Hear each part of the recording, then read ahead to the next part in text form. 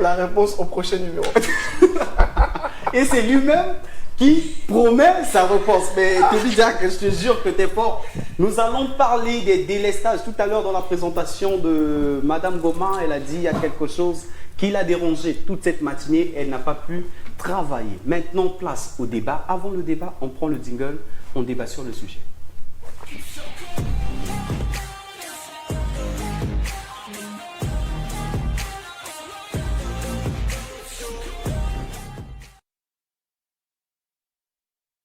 Parce que on est à la télé, votre talk show, tout simplement parce qu'on fait de la télé et parce qu'on est une famille. On vous a dit tout à l'heure, avant le jingle, que nous allions débattre autour des délestages qui sont plutôt en train de nuire la société. Ces 10 dernières années, le Congo-Brazzaville a inauguré au moins 2 barrages et augmenté la capacité de sa plus grande unité. La centrale électrique de Pointe-Noire qui atteint 484 MW avec plus de 800 MW de puissance installée contre 89 MW. Installée déjà il y a beaucoup d'années, la société énergie électrique du Congo ne convainc toujours pas les populations puisque les villes sont soumises à des délestages quotidiens. Ces derniers temps, c'est la catastrophe avec les coupures généralement entre 18h et minuit. Cette situation affecte la vie des consommateurs qui demandent à la dite société d'améliorer la qualité de ses services car aujourd'hui, on ne boude pas. La société énergie électrique du Congo, ça a été démontré, c'est plus entre 18h et minuit. Dans d'autres quartiers, s'il vous plaît, on se calme. Dans d'autres quartiers, il n'y a pas d'électricité. Ça commence à jouer, comme on dit, Boubiana Beno, Mbassi, Nabampang. C'est-à-dire, vous, c'est à minuit et les autres ont les coupures le matin. Toumidiaka, tu as besoin du courant, tu as besoin de faire tes conservations. Qu'adviendra notre société avec ces coupures qui ne cessent du jour au jour de nous déranger totalement? Déjà, je suis surpris. Je ne sais pas où est-ce que tu sors tes statistiques, non? Entre 18h et minuit. Bon, bizarrement, pour ceux qui sont déjà à Makayabou, c'est tous les jours. C'est à tout moment. S'il vous plaît, c'est au moins 8 heures. Attendez. Pendant que nous sommes en train de tourner, même présentement, il n'y a pas d'électricité ici. S'il vous plaît, oui, Tommy, on va recadrer les choses. Non, mais je disais, s'il te plaît, je viens.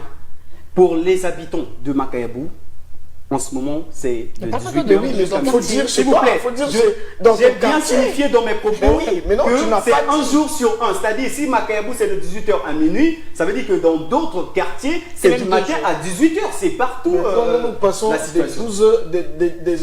moins 12 heures sans électricité. D'accord. C'est-à-dire, il y a coupure le matin jusqu'au soir. Dans d'autres quartiers. Par exemple, chez nous, présentement, au moment où je t'ai parlé. Maintenant, face à cette situation. Ça va aussi à Vindoulou. Oui, face à cette situation, mais ça devient un sérieux problème. Quand on sait qu'aujourd'hui, vous savez, en ville ou dans la vie, il y a ce qu'on appelle les priorités et les nécessités. Il y a des choses qui sont prioritaires et des choses qui sont nécessitaires. Mais en ville, l'électricité devient une priorité. Parce que la vie en ville tourne autour de l'électricité. La ville, vous ne la verrez belle que lorsqu'il y a de l'électricité. Parce qu'il faut suivre la télé, il faut repasser les habits, il faut écouter la musique et consorts. Mais s'il n'y a pas d'électricité, vous avez l'impression de retourner à l'âge de la pierre taillée. Et c'est présentement là où nous en sommes. Et la question qu'on se pose, qu'est-ce qui ne marche pas avec cette société? Et aujourd'hui, ce n'est que eux qui peuvent nous répondre, mais jusqu'à présent, c'est silence radio.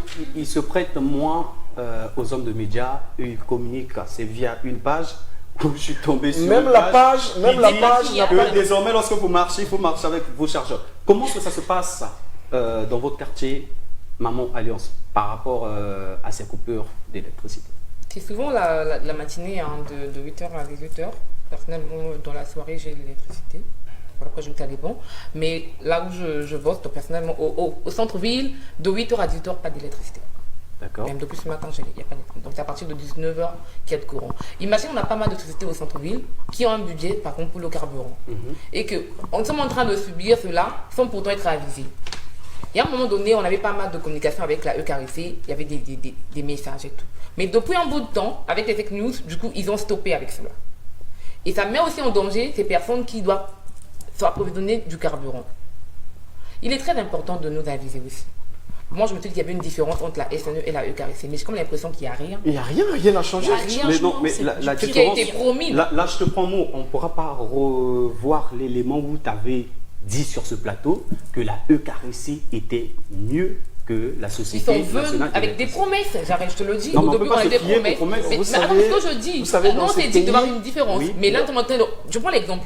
Les périodes de décembre, novembre, c'est souvent comme ça. Et là, on est en train de revivre la même chose. Donc finalement, c'est là on se dit qu'il n'y a pas de différence. D'accord. On nous demande d'entreprendre, on vous demande de vous prendre en charge, vous n'avez pas d'électricité, vous n'avez pas d'eau. Là, c'est encore, on peut dire, c'est une calvaire de plus qu'on vient vous ajouter. Parce que vous ne pouvez pas exercer. Nombreux parmi nous évoluent en informel. Et en informel, on a besoin de l'électricité. Je peux vous dire, il y a d'autres ménages actuellement qui ont acheté pas mal de nourriture qu'ils ont mis dans les réfrigérateurs, dans les congélateurs.